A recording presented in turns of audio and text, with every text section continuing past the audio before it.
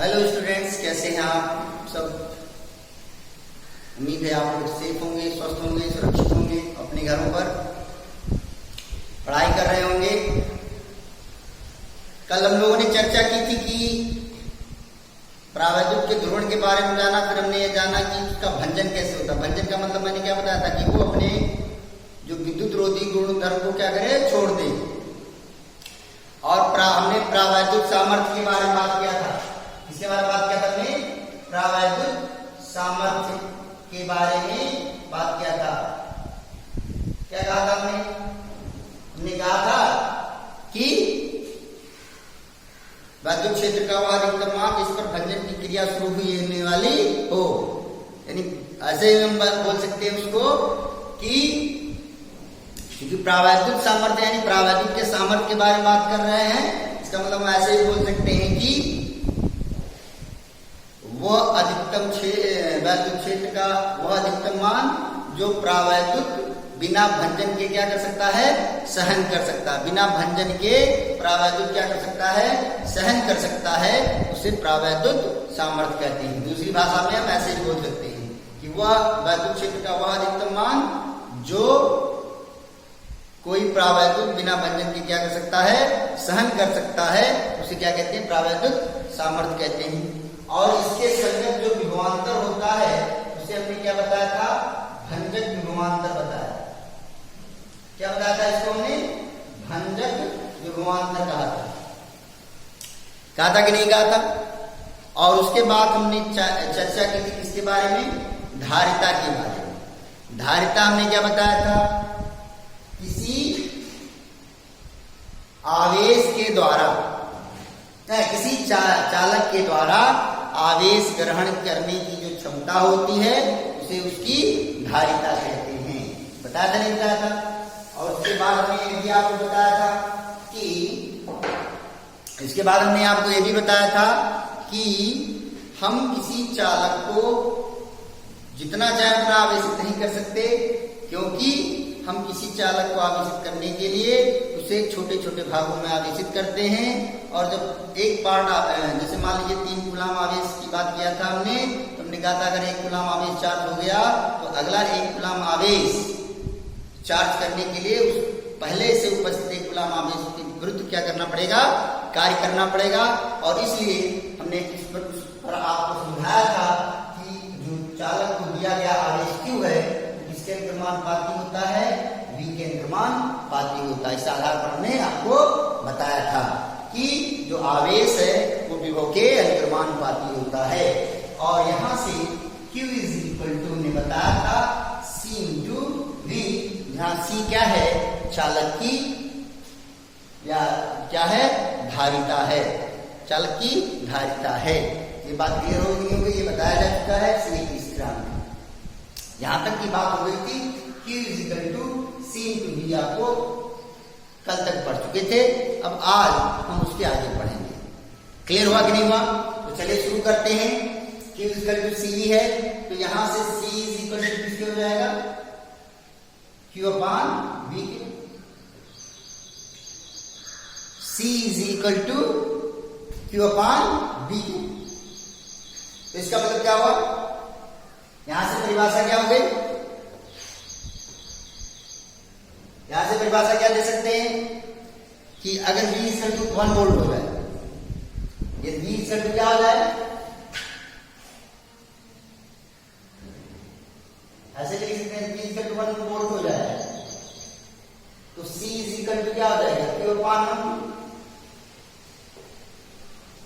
इसका मतलब C equal to क्या हो गया,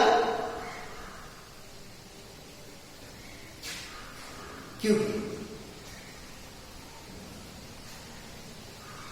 तो इसकी परिभाषा यहां से ऐसे भी दे सकते हैं कि किसी चालक की धारिता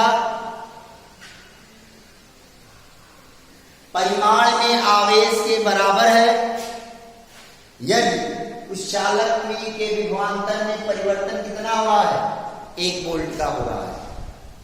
कितने वोल्ट का हो रहा है, 1 वोल्ट का हो रहा है। ठीक है, तो उस चालक को दिया गया आवेश उसकी धारिता की क्या होगा, बराबर होगा, यानी C इक्वल टू क्या होगा, Q/V। क्लियर हो गया नहीं हो गया? ये बात सुना नहीं आ गई? तो आपने क्या देखा है कि किसी की चालक की धारिता किस पर निर्भर करती है? क्या केवल उस चालक पर दिए गए आवेश, उस चालक के आवेश पर और उसके विभवांतर पर ही निर्भर करती है? जी नहीं, बल्कि अन्य कारकों पर भी निर्भर करती है। उस पर हम चर्चा करने वाले हैं। तो सबसे पहले परिभाषा समझ में आ गई, एक बार फिर से रिपीट करता हूं। कैसे बोलना है आपको? किसी चालक की धारिता की परिभाषा आपने बता दी, पहले ही बता दिया था कि किसी चालक की धारिता उसके आवेश ग्रहण करने की क्षमता को व्यक्त करती है। दूसरी परिभाषा यहां से कह सकते हैं कि किसी चालक की धारिता आवेश परिमाण में आवेश के बराबर होती है, जबकि आवेश की मात्रा के बराबर होती है, जबकि विभवांतर कितना हो? 1 वोल्ट हो। विभव में जो अंतर हुआ या विभव में जो वृद्धि हुई हो, कितनी हुई हो? 1 वोल्ट हुई हो, तो जो है वो उसकी धारिता के बराबर। ये बात क्लियर हो गया कि नहीं हो गया? अब अगर हम इसके मात्रक के बारे में देखें तो विद्युत धारिता के मात्रक क्या होगा? विद्युत धारिता का मात्रक क्या होगा? C बराबर Q/V आया है, C is equal to Q/V। तो C is equal to Q/V विद्युत धारिता का मात्रक या धारिता कितना आ जाएगा? यहाँ पर Q किसका आवेश का मतलब क्या होगा? कूलाम हो गया, बटे V फॉर वोल्टेज का मतलब क्या हो गया? क्या? वोल्ट। तो कूलाम प्रति वोल्ट। विद्युत धारिता का मात्रक क्या हो गया? कूलाम प्रति वोल्ट हो गया। इसका एक मात्रक फैराड होता है। क्या होता है? फैराड। ध्यान दीजिए, फैराडे नहीं, फैराड। और इसको F से प्रदर्शित करते हैं। फैराड विद्युत धारिता की बहुत बड़ा मात्रक है। फैराड धारिता का बहुत बड़ा मात्रक है। अभी हम आपको संधारित्र के बारे में बताएंगे। कंडेंसर आपने सुना होगा, जो आपके पंखे में लगता है और कई जगहों पर लगता है। तो वहां पर जो कंडेंसर की जो धारिता होती है वो कितने माइक्रोफैराड में होती है। किसमें होती है? माइक्रोफैराड में। माइक्रो का मतलब क्या बताया था हमने? माइक्रो का मतलब बताया था 10⁻⁶। माइक्रोफैराड का मतलब क्या हो गया? 10⁻⁶ फैराड। यानी जो भी मतलब जो है युक्तियां धारिता प्रवेश यूज की जाती हैं, उनके मात्रक जो होते हैं वो माइक्रोफैराड में होते हैं। इसका मतलब क्या हो गया कि फैराड जो है विद्युत धारिता का बहुत बड़ा मात्रक होता है। ऐसी बहुत कम बनाई जाती है। अभी आप जान जाएंगे कि ऐसा क्यों मैं बता रहा हूं। क्लियर हो गया? तो विद्युत धारिता का एक मात्रक क्या होगा? कूलाम प्रति वोल्ट। और दूसरा मात्रक क्या हो गया? फैराड। अब अगर माइक्रोफैराड है तो 10⁻⁶ फैराड। पिकोफैराड है तो पिकोफैराड का मतलब क्या होता है? PF। अगर PF लिखा हुआ स्मॉल p कैपिटल है, इसका मतलब क्या होगा? 10⁻⁻12 फैराड। नैनोफैराड तो 10⁻⁹ फैराड। ये बात क्लियर हो गई कि नहीं हो गई? तो ये हो गया विद्युत धारिता के मात्रक के बारे में। क्लियर हो गया? अब हम लोग आगे बढ़ते हैं।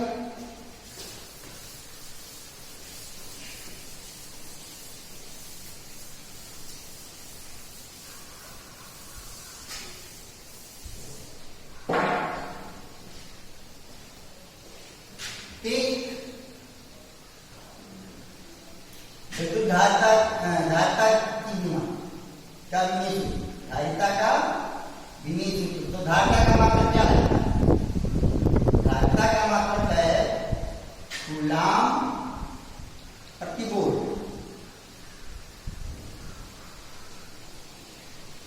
कूलाम प्रति वोल्ट। क्लियर? तो कूलाम प्रति वोल्ट है, तो कूलाम तो हम क्या लिख सकते हैं? Q बराबर किसके होता है? I × T के। तो एम्पियर गुणे सेकेंड। एम्पियर गुणे सेकेंड बटे वोल्ट। वोल्ट V बराबर किसी का W बटे Q के बताया जा चुका है, तो वोल्ट को हम लिख सकते हैं क्या, जूल प्रति कूलाम। V बराबर W बाई Q के, V बराबर किसके होता है, W बाई Q के, तो वोल्ट का वोल्ट है यहाँ पर, तो वोल्ट का मतलब क्या होगा, W, V for voltage, W for work और Q फॉर चार्ज। तो W का मतलब मात्रक क्या होगा, काय का मात्रक जूल और आवेश का मात्रक कूलाम, तो जूल प्रति कूलाम। अभी कूलाम कहाँ चला जाएगा, ऊपर चला जाएगा, तो क्या हो जाएगा ampere second, ampere into second into coulomb बटे जूल। क्लियर, एम्पियर गुणे सेकेंड गुणे कूलाम बटे जूल हो गया। अब यहां से क्या लिख सकते हैं आप, एम्पियर गुणे सेकेंड का होल स्क्वायर, क्योंकि कूलाम बराबर फिर से एम्पियर इंटू सेकेंड होगा, तो एम्पियर इंटू सेकेंड फिर एम्पियर इंटू सेकेंड, तो क्या हो गया होल स्क्वायर हो गया। दो बार हो गया, क्योंकि कूलाम बराबर फिर एम्पियर गुणे सेकेंड आएगा, तो पहले से भी एम्पियर गुणे सेकेंड फिर एम्पियर गुणे सेकेंड, तो एम्पियर गुणे सेकेंड का होल स्क्वायर हो गया। और बटे जूल, जूल को आप क्या लिख सकते हैं, कार्य बराबर क्या होगा, न्यूटन इंटू मीटर। तो यहां से आप अगर इसको लिखना चाहो, इसका धारिता का विमेय सूत्र लिखना चाहो, तो धारिता का विमेय सूत्र क्या हो जाएगा,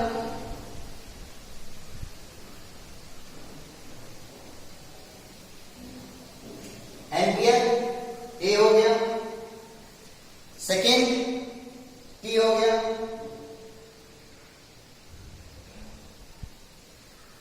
अपान, तो यहां पर स्क्वायर क्या हो जाएगा, यहाँ पर A2 और T2, और नीचे क्या हो जाएगा, न्यूटन है, तो न्यूटन बल का सूत्र क्या होता है, N माइनस 2, और मीटर है तो क्या हो गया, इसका लंबाई का क्या हो जाएगा, L, लंबाई का क्या हो गया, L हो गया।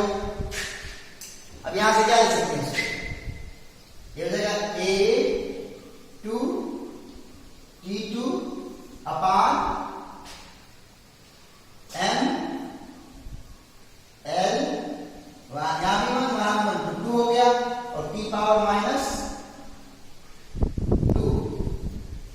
अब ये हल करेंगे तो ऊपर जाएगा, तो क्या हो जाएगा, M पर क्या हो जाएगा, -1 हो जाएगा, L2 ऊपर जाएगा तो क्या हो जाएगा, L -2, T -2 आएगा तो +2 हो जाएगा, तो +2 और +2 कितना हो गया, 4 हो गया, T4 हो गया, और फिर क्या हो गया, ये हो गया धारिता का विमेय सूत्र, n-1 L-2 T4 और A2, ये हो गया विमेय सूत्र धारिता का। तो इतनी बात समझ आ गई होगी, कोई दिक्कत नहीं होगा। अब हम लोग आगे बढ़ते हैं, कोई समस्या नहीं होगी इसमें, ध्यान से डाल लीजिएगा। चलिए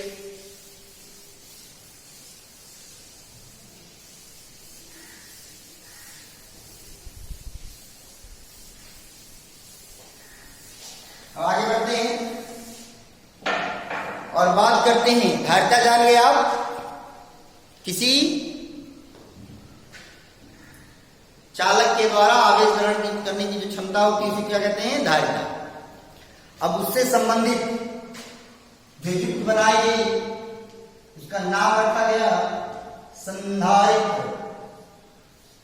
क्या नाम रखा गया, संधारित्र।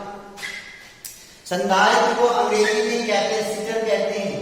क्या कहते हैं, कैपेसिटर, जिसे सामान्य भाषा में लोग कंडेंसर बोलते हैं, वही कैपेसिटर है। क्लियर हो गया। अभी हमने इसके बारे में चर्चा की थी और बताया भी आपको कि जो भी कैपेसिटर होते हैं, कंडेंसर होते हैं, सामान्यतः वो कुछ माइक्रोफैरेड के होंगे, कुछ माइक्रोफैरेड के होंगे। जब इसलिए फैरेड जो है वो विद्युत धारिता का बहुत बड़ा मात्रक होता है, ये बताया भी हमने। तो संधारित्र क्या है? संधारित्र एक ऐसा समायोजन है, ऐसी युक्ति है, जैसे आप घर में पंखा धीरे चलने लगता है तो आप क्या करते हो? कंडेंसर बदल लो, ये चलने लगेगा। ऐसा बात करते हो कि नहीं करते हो? तो वही बात है कि संधारित्र एक ऐसा समायोजन है, एक ऐसी युक्ति है जिसके द्वारा किसी चालक के आकार में परिवर्तन किए बिना, किसी चालक के आकार में परिवर्तन किए बिना आवेश की पर्याप्त मात्रा संचित की जा सकती है। किसी संधारित्र एक ऐसा युक्ति या समायोजन है जिसके द्वारा किसी चालक के आकार में परिवर्तन किए बिना आवेश की पर्याप्त मात्रा संचित की जा सकती है। उसे क्या कहते हैं? संधारित्र कहते हैं। लिख जाइए, संधारित्र एक ऐसा समायोजन या युक्त डिवाइस से कहते हैं। इसका मतलब डिवाइस है जिसके द्वारा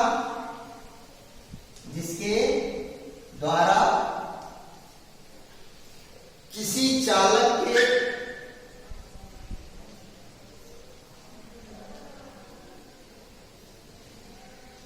आकार में परिवर्तन किए बिना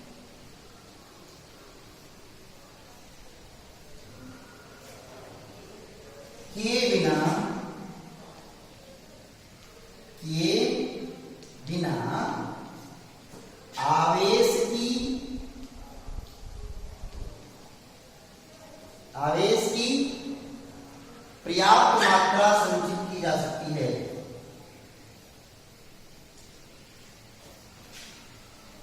संचित की जा सकती है। उसे क्या कहते हैं? संधारित्र। क्लियर हो गया? अब संधारित्र को प्रदर्शित कैसे करते हैं ये भी जान लीजिए। दो समान रेखाओं द्वारा हम संधारित्र को प्रदर्शित करते हैं। इनकी लंबाई दोनों सेम होनी चाहिए, कोई बड़ा या छोटा नहीं होगा। अगर एक बड़ा हो जाएगा दूसरा छोटा हो जाएगा तो उस सेल को प्रदर्शित करने लगेगा, लेकिन ये सेल को प्रदर्शित नहीं कर रहा है, ये संधारित्र का प्रतीक है। अगर संधारित्र को दिखाना है तो आपको संधारित्र को ऐसे दिखा सकते हैं। एक को संधारित्र दिखाना है तो आप संधारित्र को ऐसे दिखा सकते हैं। ये बात क्लियर हुई कि नहीं हुई? कोई दिक्कत तो नहीं है? और अगर इस तरह से बना हुआ है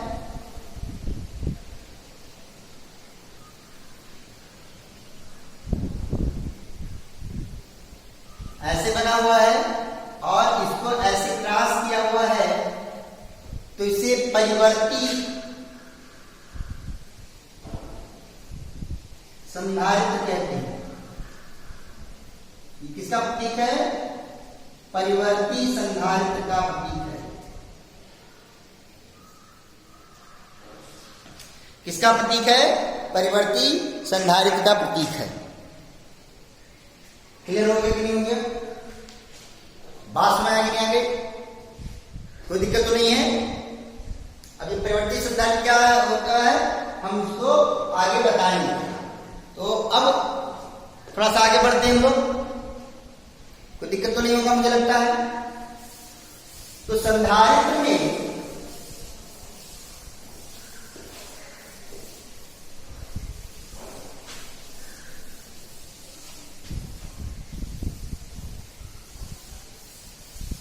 संधारित्र में सामान्यतः दो प्लेटों का प्रयोग किया जाता है। दो प्लेटों का प्रयोग किया जाता है।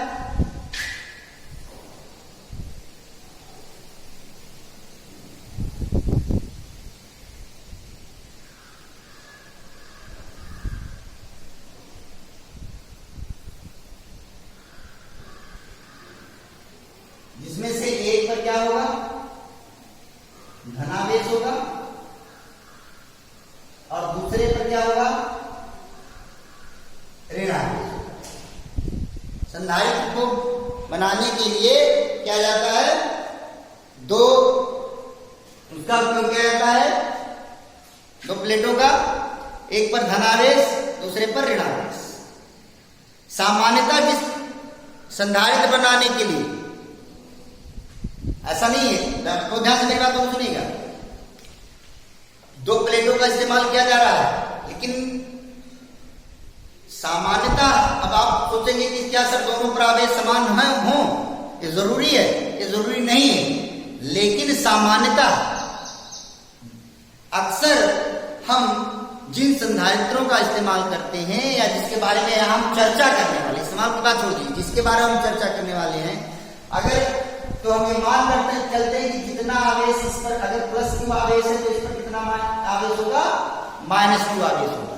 सेम जितना आवेश यहां पर है इतना ही आवेश यहां पर है, और इनके बीच का डिस्टेंस बहुत कम है, इनके बीच का डिस्टेंस अगर क्या है, d है। क्लियर हो रहा नहीं हो रहा, सुनारा नहीं आ रहा। दो प्लेट है, एक धनावेशित है दूसरा ऋणावेशित है, क्लियर हो रहा है, और दोनों पर समान चार्ज है, एक पर +q एक पर -q। हमको ऐसे ही संधारित्र के बारे में यहाँ पर चर्चा करनी है, इसलिए हम केवल इसी के बारे में बात करेंगे। क्लियर हो गया कि नहीं हो? अब आप लोग जैसे क्या है, सर Q1 और Q2 नहीं हो सकता, अलग अलग आवेश हो सकता है कि नहीं हो सकता, अगर संधारित्र बना चाहिए जी हो सकता है, लेकिन यहाँ पर हम विशेष रूप से जिस संधारित्र के बारे में चर्चा करने वाले हैं उसके लिए हम ये मान रहे हैं कि दोनों प्लेटों पर समान आवेश है, एक पर प्लस, भले ही एक पर प्लस आवेश है एक पर माइनस आवेश है, लेकिन ये आपको दिमाग में रखना है। क्लियर हुआ कि नहीं हुआ, बात सुना गई। और यदि इसका विभवांतर V1 हो और इसका विभवांतर क्या हो, V2 हो, और ध्यान सुनिएगा मेरी बात को सुनिएगा, क्योंकि मैं इसका आगे इस्तेमाल करने वाला हूं। तो अगर इस प्लेट का विभवांतर कर दूंगा, सॉरी, इस प्लेट का विभव क्या है, V1 है, और इस प्लेट का विभव क्या है, V2 है। ध्यान देखिए, तो इनका जो विभवांतर होगा वो क्या होगा, V1 minus V2, V1 minus V2। Clear हुआ कि नहीं हुआ? इस प्लेट का विभव V1 है और इस प्लेट का विभव क्या है, V2 है, तो इस इनका जो विभवांतर होगा वो क्या होगा, V1 माइनस V2, और इनके बीच का जो डिस्टेंस है वो क्या है, d है, तो ये क्या हो जाएगा, d के इक्वल हो जाएगा। यानी इन प्लेटों के बीच जो विद्युत क्षेत्र उत्पन्न हो रहा है E, वो E इज इक्वल टू किसके होगा, V1 minus V2 upon d के इक्वल होगा। बात सुनाई नहीं है? अब आपके मन में आ रहा होगा इससे ये कहां से आया, ये कहां से बटे d आपने कैसे कर दिया? तो प्यारे बच्चों, मैंने आपको बताया था, प्रूव करके बताया है कि जो विद्युत क्षेत्र होता है वो विभव प्रवणता के बराबर होता है, E is equal to delta V upon delta x। ये बताया जा चुका है, ये बताया जा चुका है दो पृष्ठों के बीच में लेकर के। अब आप कहेंगे सर वहां पर ऋण चिन्ह लगाया था, जी हाँ मैंने लगाया था, मैं ये बता रहा था, मैंने ये बताया था कि ऋण चिन्ह ये प्रदर्शित करता है कि विद्युत क्षेत्र की दिशा सदैव उस ओर होगी जिधर विभव का क्या होता है, ह्रास होता है। तो यहाँ पर V1 माइनस V2 क्या हो गया, V1 माइनस V2 क्या हो गया, विभव प्रवणता डेल्टा V हो गया, और डेल्टा x का मतलब क्या हो गया, उनके बीच का डिस्टेंस कितना हो गया, d हो गया। और ऋण चिन्ह यहाँ से बता रहा है कि विद्युत क्षेत्र की जो दिशा होगी वो धन प्लेट से ऋण प्लेट की ओर होगी, यानी उस जो है अधिक विभव से कम विभव की ओर होगी। तो आपको समझ में आ गया होगा कि ये सूत्र कहां से मिला, E equal to V1 minus V2 upon d। ये उसी से रिलेट किया गया है जो आपको बताया गया था कि विद्युत क्षेत्र विभव प्रवणता के क्या होता है, बराबर होता है। बात समझ आया? और ऋण चिन्ह यह प्रदर्शित करता है कि विद्युत क्षेत्र की दिशा सदैव उस तरफ होगी जहां पर विभव का क्या होता है, ह्रास होता है। बात क्लियर होगी कि नहीं होगी, समझ आ गया नहीं आ गया, कोई दिक्कत तो नहीं है, मुझे लगता है समझ में आ रहा होगा। वहां पर डेल्टा V बटे डेल्टा x नाम करके डेल्टा V बटे डेल्टा L किया था, तो उससे आपको परेशान है, वहां पर डिस्टेंस की बात क्यों, तो चाहे डेल्टा x लिखिए चाहे डेल्टा L लिखिए चाहे d लिखिए, उससे आपको दिक्कत नहीं होनी चाहिए।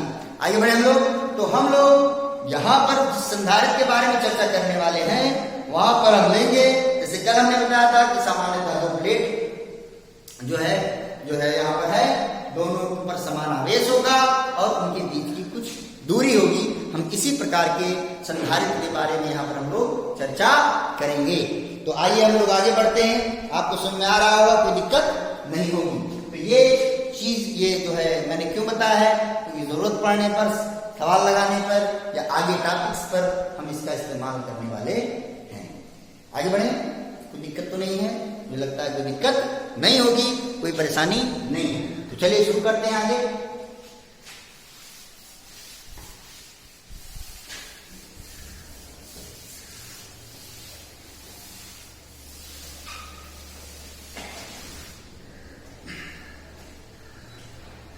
अब हम यहां पर संधारित्र के बारे में पढ़ने जा रहे हैं। संधारित्र के बारे में हमने जान लिया कि संधारित्र किसे कहते हैं और एक विशेष प्रकार का संधारित्र कैसे प्राप्त कर सकते हैं, ये भी हम जान गए।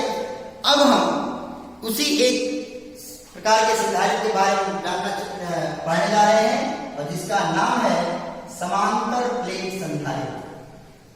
समांतर प्लेट संधारित्र।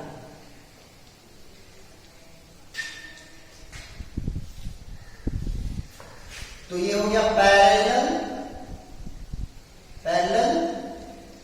Plate capacitor.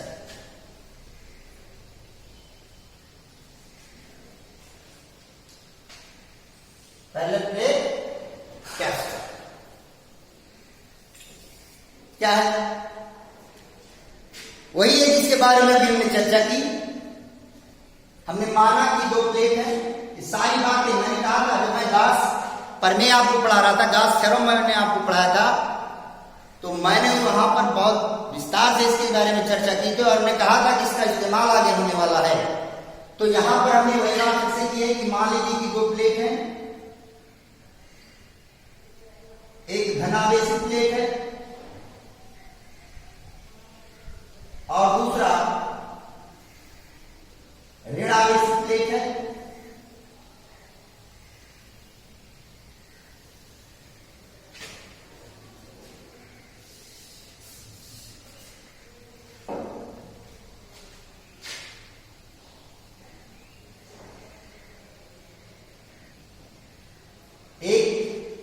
इनके बीच का जो डिस्टेंस है बहुत कम है, मान लिया कितना है, d है।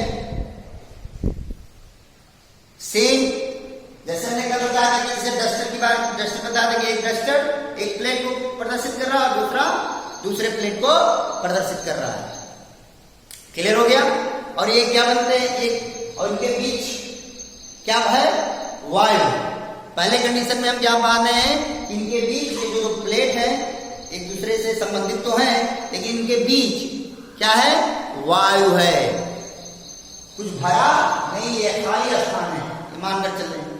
यहां पर जो आवेश है, यहां पर जो आवेश है, पहले प्लेट पर वो क्या है, +q है और दूसरे प्लेट पर कितना ही आवेश है, -q आवेश। ये बात क्लियर हो गई कि नहीं हो गई? ये बात समझ आ गई कि नहीं आ गई?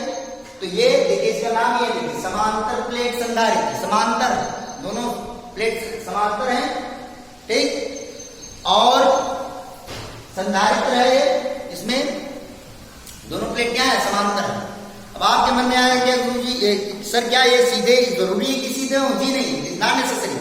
ऐसा भी हो सकता है कि आप मान लीजिए प्लेट लीजिए और उसको क्या कर दीजिए, दो स्फेरिकल प्लेट ले लें, ऐसे ऐसे, तो आप सेम प्लेट, तो भी आप उनको क्या मान सकते हैं, समांतर प्लेट संधारित्र मान सकते हैं। क्लियर हुआ कि नहीं हुआ? कोई दिक्कत तो नहीं है? सेम प्लेट लीजिए, सर्किट में ले लीजिए, तो भी वो समांतर प्लेट संधारित्र कहे जा सकते हैं। लेकिन यहाँ पर व्यावहारिकता में ऐसा ले लिया गया है। कोई दिक्कत नहीं होगी, मुझे लगता है समझ में आ गया होगा। हम लोग आगे बढ़ते हैं, कोई दिक्कत तो नहीं है? चलिए, तो अब हम लोग इसके बारे में चर्चा करें। हमने क्या बताया था अभी, क्या बात है, अगर ये प्लेट है तो इसका क्षेत्रफल होगा कि नहीं होगा? हम ये मान रहे हैं कि दोनों प्लेटों का क्षेत्रफल क्या है, समान है। दोनों प्लेटों का क्षेत्रफल समान है, तो हमने माना, क्या माना कि माना संधारित्र समांतर प्लेट संधारित्र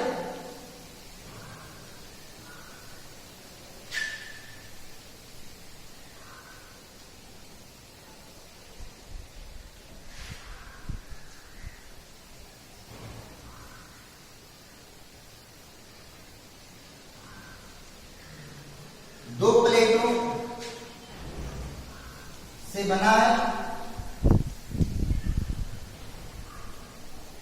दो प्लेटों से बना है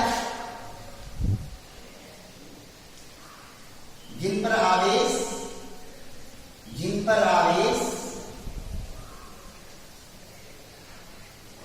Q तथा -Q है, एवं पृष्ठ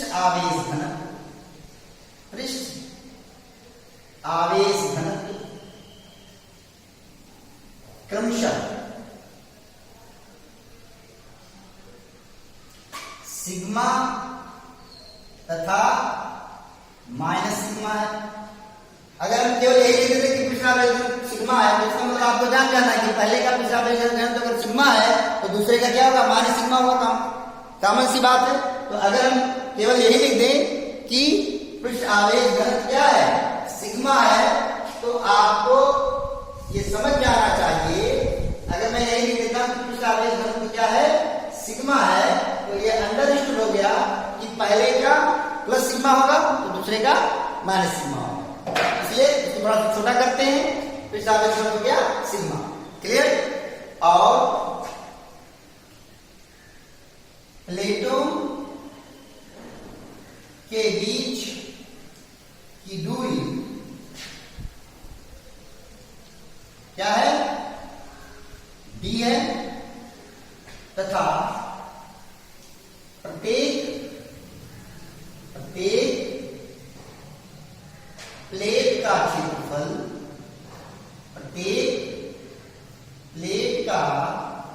क्षेत्रफल, क्या है, कैपिटल A।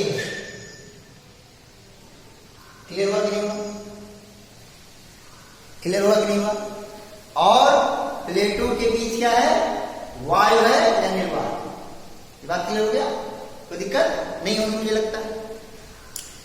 अब वही पुरानी बात जो आपको पहले से बताया जा चुकी है, सब कुछ बताया जा चुका है जो हमने गास्पर्नी में सीखा था, पढ़ा था। चलिए शुरू करते हैं। अगर हम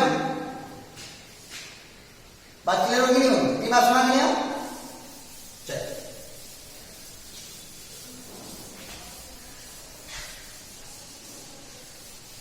यहां पर बात करते हैं। ये मान लीजिए पहला प्लेट है, इसको प्लेट 1 लिख दीजिए, प्लेट 1, और यह प्लेट 2। प्लेट 1 के बाहर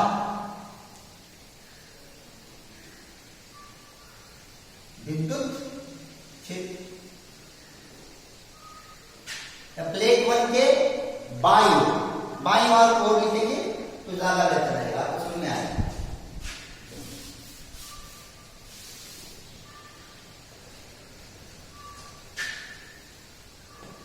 प्लेट 1 के बाईं ओर विद्युत क्षेत्र।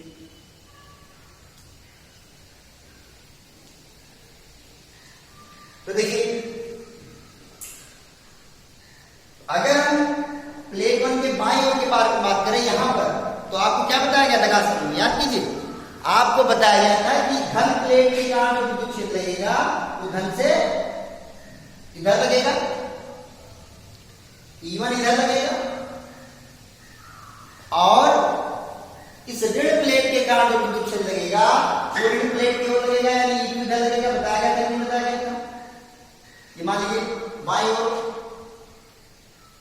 विद्युत क्षेत्र, यानी यहां पर बात कर रहा है अपनी पीक पर, तो एक E1 है और एक क्या है, E2 है। क्लियर हो रहा नहीं हो रहा है? दोनों की दिशा क्या विपरीत है, तो परिणामी विद्युत क्षेत्र क्या होगा, E1 माइनस E2 होगा कि नहीं होगा?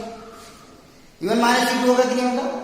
और आपको ये प्रूव करके बताया जा चुका है, गास के प्रमेय का इस्तेमाल करके बताया जा चुका है कि किसी प्लेट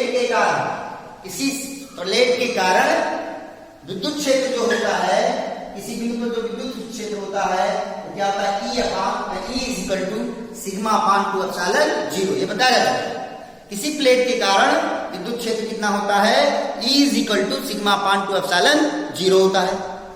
क्लियर हुआ कि नहीं हुआ? तो दोनों प्लेट सेम है, दोनों का एरिया सेम है, दोनों का चार्ज भी सेम है, दोनों का, इसलिए दोनों का पृष्ठावेश घनत्व भी सेम है और दोनों का पृष्ठावेश घनत्व भी सेम है, इसलिए दोनों के कारण उत्पन्न विद्युत क्षेत्र भी क्या होगा, सेम होगा। क्लियर हुआ कि नहीं हुआ? एरिया सेम, दोनों का चार्ज सेम, भले प्लस से दूसरा माइनस है लेकिन परिमाण में समान है कि नहीं समान? तो दोनों का चार्ज सेम, दोनों का एरिया सेम, इसलिए दोनों का पृष्ठावेश घनत्व भी सेम होगा और जब पृष्ठावेश घनत्व भी सेम होगा तो जब सिग्मा सेम हो गया, मैंने बताया कि एक का प्लस सिग्मा दूसरे का माइनस सिग्मा अंडरस्टूड है, तो एक पहले के कारण प्लेट के कारण उत्पन्न विद्युत क्षेत्र E1 और दूसरे प्लेट के कारण उत्पन्न विद्युत क्षेत्र E2 दोनों सेम होंगे कि दोनों का मान समान होगा कि नहीं होगा? लेकिन दोनों की दिशा क्या है, विपरीत है, इसलिए बाएं ओर जो विद्युत क्षेत्र होगा E1 माइनस E2 होगा और E1 की वैल्यू कितनी हो जाएगी, sigma upon 2 epsilon zero. E2 की वैल्यू कितनी हो जाएगी, sigma upon 2 epsilon zero. Clear हो नहीं हो गया? और ये दोनों मिलाकर क्या हो गए, 0 के बराबर। बात में आगे नहीं आ गई? बात में आगे नहीं आ गई? कोई दिक्कत तो नहीं है? सुना आगे नहीं आ गया? हमने बताया था, ध्यान दीजिए कि चाहे याद कीजिए, अगर नहीं याद है तो फिर से मैं रिपीट कर रहा हूं बात को, कि अगर धनावेशित प्लेट होगा तो विद्युत क्षेत्र धनावेशित प्लेट से दूर की ओर और ऋण आवेशित प्लेट होगा तो ऋण प्लेट की ओर होगा।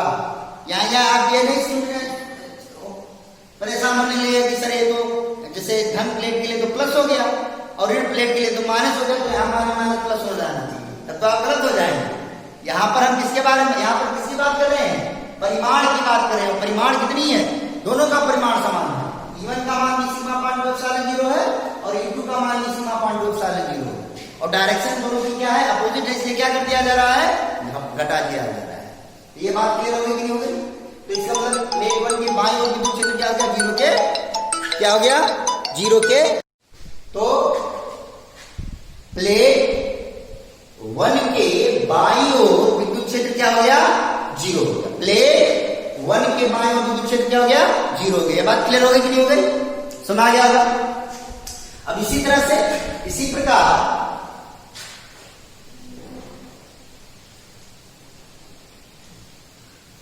प्लेट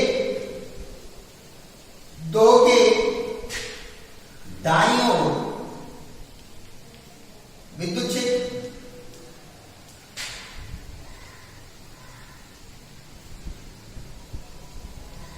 यहां पर प्लेट 2 के दाईं ओर, सारी बातें आपको सिखाई जा चुकी है, इसलिए बड़ा आसान होगा, उसी से रिलेट किया गया जो क्लास में आपको बताया गया था।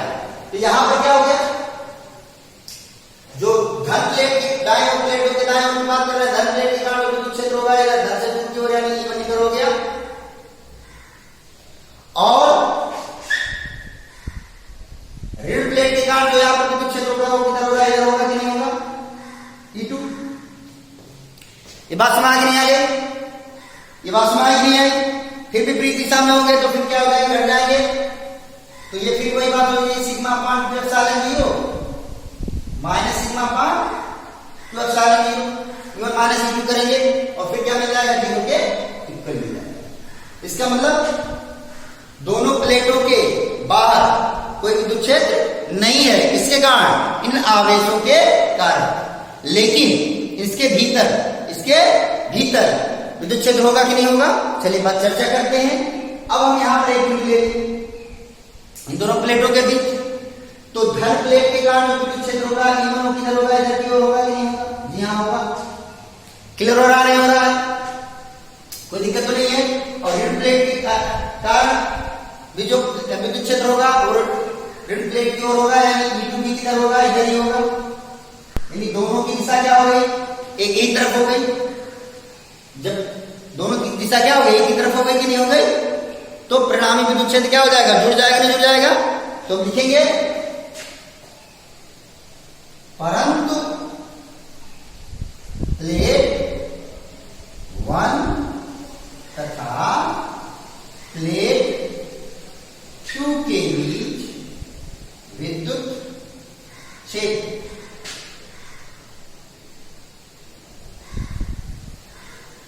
क्या होगा, क्या होगा, देखिए दोनों क्या हो जाएगा, E1 प्लस E2।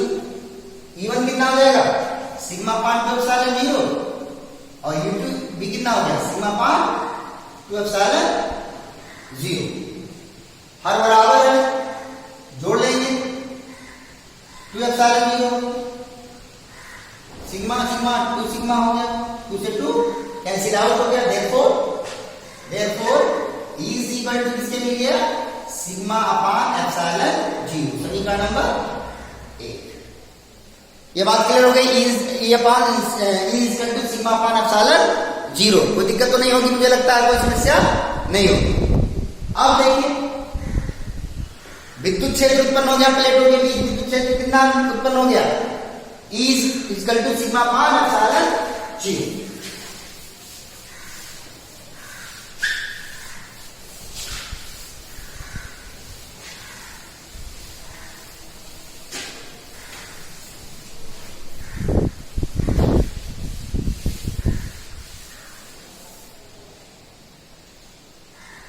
तो अब क्या लिखेंगे, यदि प्लेटों के बीच का विभवांतर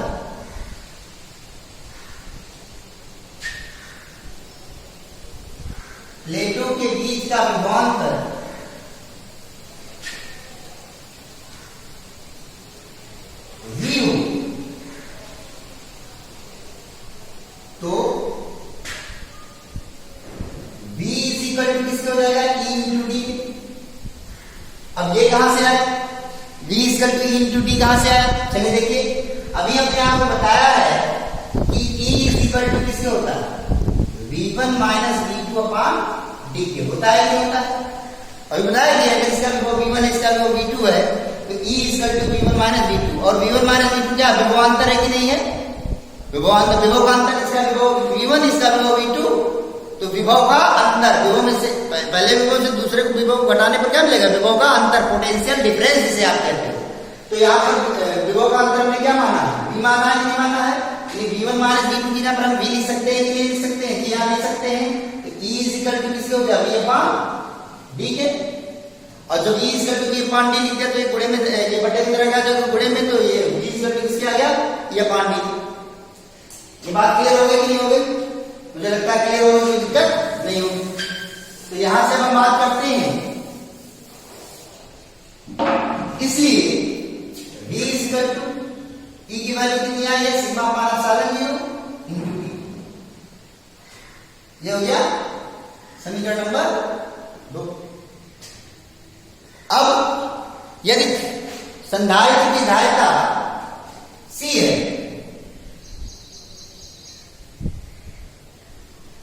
यदि संधारित्र की धारिता C है,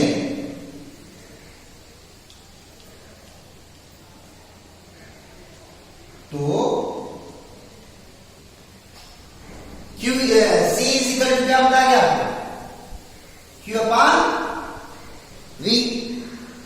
बताया जा चुका है, नहीं बताया जा चुका, जी हाँ बताया जा चुका। तो C is equal to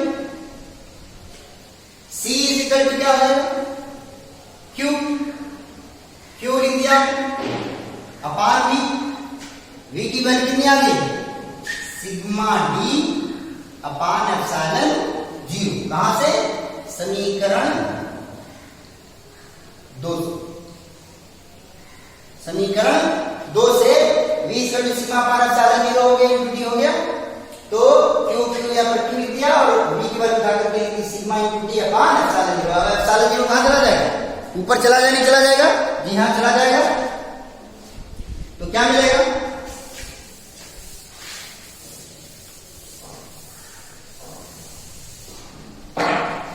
therefore C is equal to क्या, एप्सिलॉन 0 ऊपर चला जाएगा, Q into epsilon 0 upon sigma.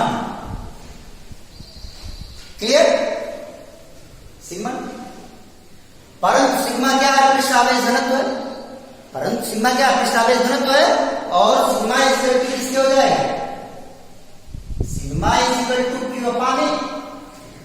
बताया जा चुका है, क्योंकि चार्ज कितना है, Q है, और इसका एरिया हम क्या मान चुके हैं, A मान चुके हैं, तो Q अपान A हो गया। तो सिग्मा की वैल्यू उठाकर रख दीजिए, तो क्या मिलेगा हमसे? देखो C is equal to Q epsilon 0 upon sigma की वैल्यू क्या रखा आपने? Q upon A into D। तो Q से Q क्या हो जाएगा? कैंसिल आउट हो जाएगा और A कहां चला जाएगा? ऊपर। Therefore C is equal to epsilon 0 A upon D। और यही समांतर प्लेट संधारित्र की क्या हो गई? धारिता हो गई। तो क्या सीखा आपने यहां से कि यह दो समांतर एक समांतर प्लेट संधारित्र है जो दो प्लेटों से मिलकर बना हुआ है, जिन पर चार्ज क्या है? समान है, जिनमें प्रत्येक का क्षेत्रफल कैपिटल A है और उन प्लेटों के बीच का डिस्टेंस D है। तो उस समांतर प्लेट संधारित्र की जो धारिता होगी वो किसके बराबर होगी? Epsilon 0 A upon D। और यहां से आप ये भी सीख रहे हो, क्या सीख रहे हो यहां से आप? कि हमने आपसे कहा था कि किसी धारिता कई बातों पर निर्भर करती है। बात यहां पर समझ में दिख रही है कि संधारित्र की धारिता A पर निर्भर करती है। इसका मतलब C यहां पर A है, A का मान बढ़ेगा तो C का मान बढ़ेगा। अर्थात अगर प्लेटों का क्षेत्रफल बढ़ जा रहा है, जिन प्लेटों से संधारित्र बना हुआ है, यदि उन प्लेटों का क्षेत्रफल बढ़ जाए तो संधारित्र की धारिता क्या होगी? बढ़ जाएगी। अर्थात संधारित्र की धारिता प्लेटों के क्षेत्रफल पर निर्भर करती है, उसके अनुक्रमानुपाती होती है। यानी C अनुक्रमानुपाती किससे हो गया? A। यानी इसका मतलब हो गया कि अगर संधारित्र की धारिता बढ़ेगी, क्षेत्रफल बढ़ेगा तो संधारित्र की धारिता बढ़ जाएगी। और यहां पर देखिए यदि D का मान ज्यादा हो जाएगा तो ज्यादा से भाग देने पर कम मिलेगा कि नहीं मिलेगा? इसका मतलब अगर D का मान ज्यादा होगा तो C का मान कम हो जाएगा। यानी D बढ़ने पर C कम हो रहा है, अर्थात प्लेटों के बीच की दूरी बढ़ जाने पर धारिता क्या हो जाएगी? कम हो जाएगी। इसलिए C व्यतिक्रमानुपाती हो गया 1/D के। अर्थात जो धारिता है वो प्लेटों के बीच की दूरी के व्यतिक्रमानुपाती होता है। मुझे लगता है ये बात समझ में आ गई होगी और आपको ये भी बात समझ में आ रहा होगा कि किसी संधारित्र की धारिता, किसी चालक की धारिता किन किन बातों पर निर्भर करती है। मुझे लगता है कि आज मैंने आपको वो बातें समझाई हैं, सिखाई हैं, आपको पूरी तरह से समझ में आ गया होगा। कोई दिक्कत होगा तो बताइएगा। कल और परसों लॉकडाउन होने के नाते क्लास नहीं चलेगा। फिर मिलते हैं सोमवार को।